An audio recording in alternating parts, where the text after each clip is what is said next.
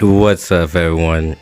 D.Menace here, and today I'm bringing you guys a little video here. So I got posed the question of, should you summon for megius? And this question is a bit of a difficult one, right? Because it all really depends on your account and what you need. But off the top, I'm going to say yes, you should summon for megius because he's a taunt take, he's an he's an enabler, right? And when I say enabler, I mean like he helps your team. Does the ooh what's the word I'm looking for? Um, hmm. He assists your team and dealing more damage.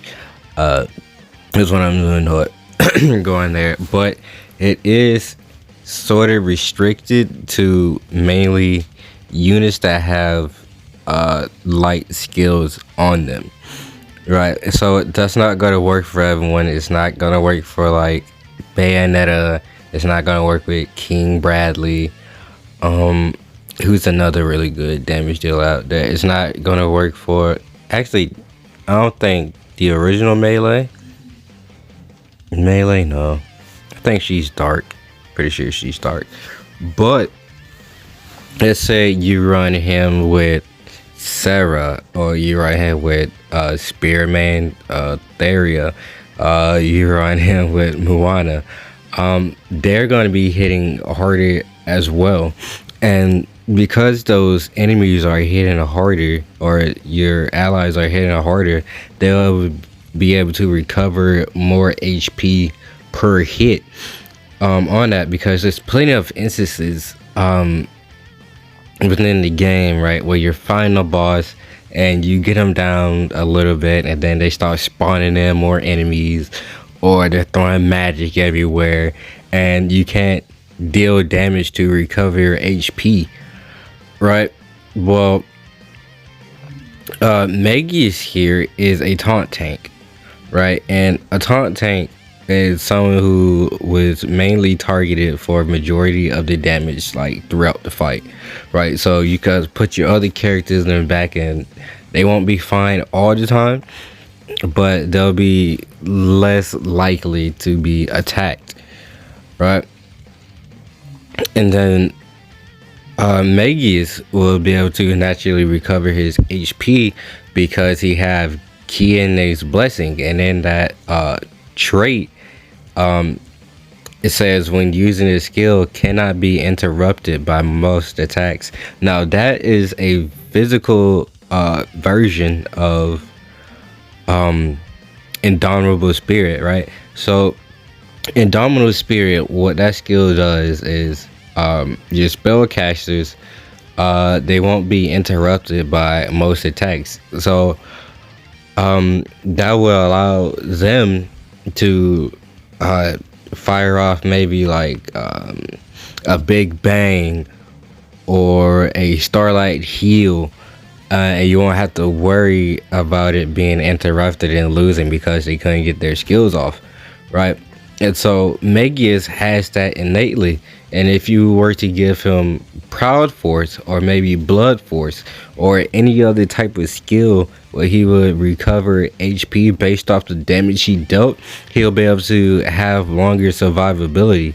And there's plenty of units in the game that hit hard and they can recover a ton of HP, right? So let's say let's do Alice for example, right? You give her maybe like double impact and you put Proud Force on her. With those hits, you could go for like, hey, have like 10% HP going all the way back up to like 60% HP with like 2 skills. But there's times where the boss is just firing off so many attacks that your unit is just getting staggered, and when your unit's getting staggered, they can't recover HP because they're not getting those hits off, right? But with Megius, not all the time, but it'll be for a decent majority. You won't have to worry about that. If you ever get slow, you just start spamming your buttons and you'll be fine. And I don't think there's any other character in the game that can do that currently at this point, right? And so that's super, like, that's like incredibly valuable on its own. Like, do not sleep on that whatsoever. What he also does, right? He nullifies defense piercing effects, right?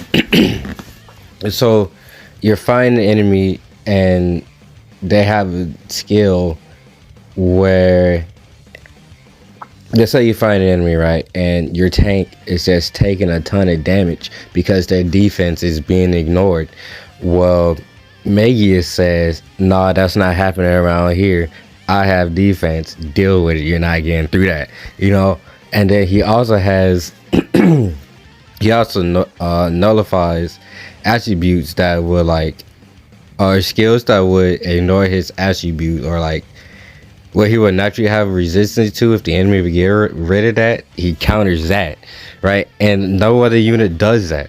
Far as I know, I don't think any other units does that. That's like incredibly strong.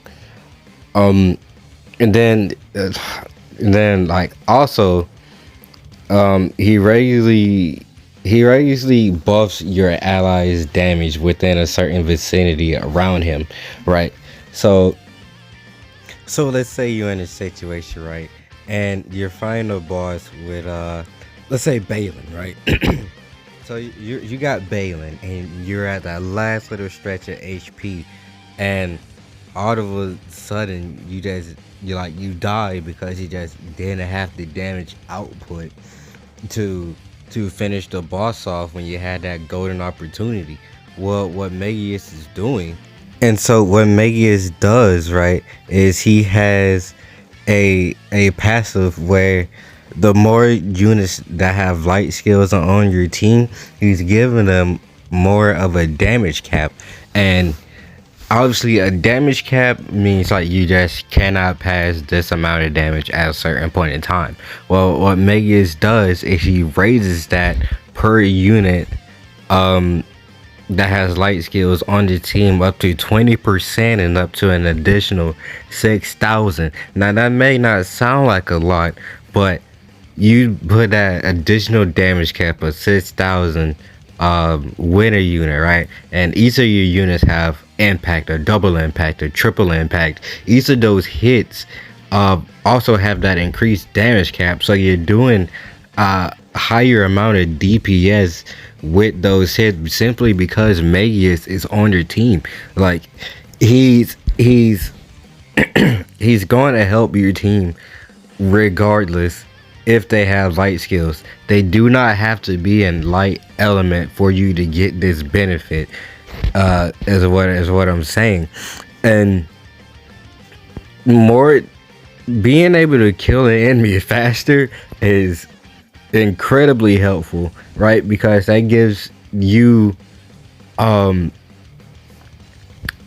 it gives you a higher chance of defeating the enemy because you are killing them that much faster, right? Usually the longer a fight draws out, the more difficult it becomes over time because the battle ramps up as you decrease the enemy's HP. Correct, right? That's how a majority of the fights go. You get their health down to a certain point and they increase their stats by 70%. But because you're getting that damage increase and that cap increase, you're kind of ignoring that at the same time. You're not, but you are, which is really powerful. Like it's really powerful. I don't really know what else to say to that. And then he's also boosting, I believe he boosts everyone's HP cap as well. So or it may just be his own. Hold on. I believe it's just himself. But since he boosts his own HP caps, that also gives him more survivability and allows him to take more damage and give you a bigger window to be able to pop a god heal on him, right? And get him all the way back to full if he's taking a lot of damage or ever it gets low, right? So you do a god heal and then you throw a magic castle on him, right? Or like a magic castle too. You won't need to cast a high protection on him because he has auto high protection. And when a skill is auto in this game, that means it's continuous, which, right? So it will never run out. He will always have auto high protection on him. And I believe that's a that would be physical defense minus 35%. So innately he's taking 35% less damage. He's boosting your team's damage. He's giving your team more survivability by simply existing. That's before you think about any skills that you could put on top of him, or put with him on top of his innate skills, right? So you could stack defense up on him. You could stack HP up on him. You could stack resolve up on him. You could put mines up, and stack those on him, because he's already innately going to have a ton of physical defense. And most in units like these, right, they tank physical damage phenomenally, but when it comes to magic damage they cannot do that. But because this guy's going to have so much damage reduction innately, you can use his skill slots to raise his mind and take less magic damage, because a lot of bosses have magic skills, right? And since it's magic that attacks your mind, and your mind is magical defense, not physical defense, and so you could use those spare slots to throw it out on him. And now he's also tanking magic damage as well, you know. And he's really powerful. So he's doing more than just damage, right? Because like I said, there's plenty of units that do damage. I listed them earlier, but I can go into them again. You got Saintly Lilybet, you got Lilybet, you got Lag Rain, you got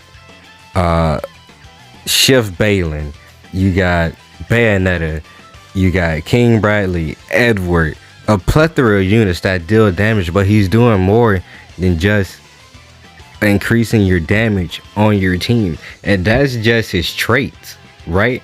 Those are just his traits. We haven't even gotten into like his passives yet. Now let's take a look at his skills, right? So his first skill is Radiant Sky Charisma. All allies, everyone on the team, all allies light skill / special damage plus 20 / or damage cap plus 200, right? And that effect is boosted with his trait, right? Which is, what is it? Sky Hero or something like that. And so that's why you want to run him with as many units that have light skills in their skills, because it's boosted based off the number of units that have light skills, right? And he doesn't only do that for physical damage, right? He also has Radiant Sky Anima, which is all enemies' mind minus 20%. Now again, mine is an enemy's magic defense, so he allows your units he allows your mages to do more damage with their magic skills as well. So let's take Advocate of God Lily, right? Advocate of God Lily has light skills, okay? And I'm only saying her because she's like the easiest one I can think of on top of my head. He's enabling Lily to hit harder, right? Because you gotta keep in mind, he boosts units that have light skills. He doesn't boost everyone, which kind of sucks, right? But the fact that he could enable someone like Advocate of God Lily to hit harder. He enables Moana to hit harder. He enables Tharia to hit harder, right? Like he's helping your mages deal more damage as well. And if your mages are dealing more damage, they are able to recover more HP with God, or more MP with Goddess Kiss, because that restores your MP based on the amount of damage that you deal, right? So it's like you could probably go from like 3 MP back to full with like a hit, right? And then he has 3 Emperors, which is damage from attribute weakness / anti-type attacks minus 30%. So let's say an enemy has anti knight, right? Well, he reduces that with his innate skill. He reduces the damage from I would assume dark, because he's a light unit, right? So he would reduce the damage that he takes from dark attacks as well. He has a chance for his special to deal critical damage. Now you can and then the damage cap is plus 10,000. You could pair that with Proud. You could pair that with Proud Force, because Proud Force recovers your HP based off the amount of critical hits that you do. So he can recover a ton of HP off that, so that's also give him more survivability, right? He has Night Zone too, more likely to be attacked, so you don't have to put equipment on him that would make that unit be more prone to taking attacks. He has that innately, so you could throw some on him, like what is it, the pocket watch, right? Or some equipment, right, that's like the lower, the like, whoa, where am I going? But you could throw equipment on them, like let's say your HP decreases, and since your HP decreasing, your defense and magical defense will go up. So that's an extra slot you could use to put better equipment on them, over equipment that makes them more likely to be attacked, right? He has Sword Giga Boost. When a sword equipped, physical damage plus 30% and physical damage cap plus 3,000. So he's more than just like big numbers, right? He hits hard.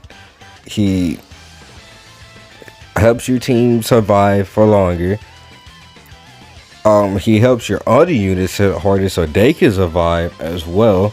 He has NT-type damage cap plus an additional 1,000%, right? And then with his only one weapon is 2,000. And then he has, like, the dude's busted in the right aspect, right?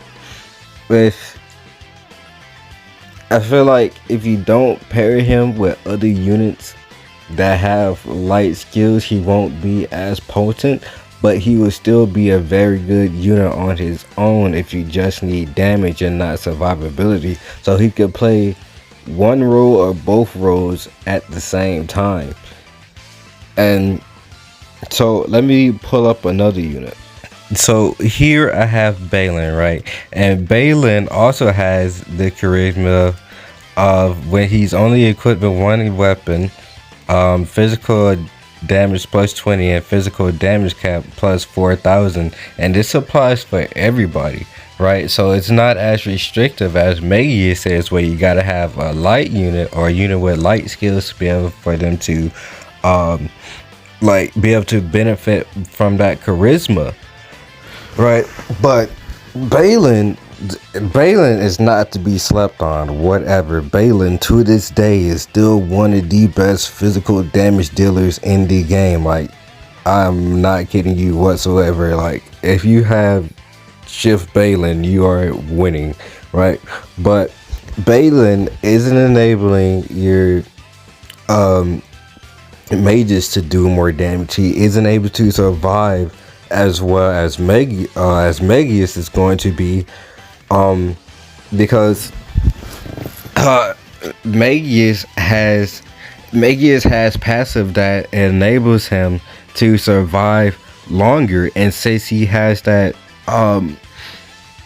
physical version of that physical version of indomitable spirit, he's able to fire off his skills without you worrying about him being interrupted, because there's probably plenty of times where you're using Balin, right, and you're just using skill one, bam bam bam bam bam bam bam, you get your skill back, but you're getting interrupted, right, because he doesn't have that, and so he isn't able to survive as well as Megius is going to be.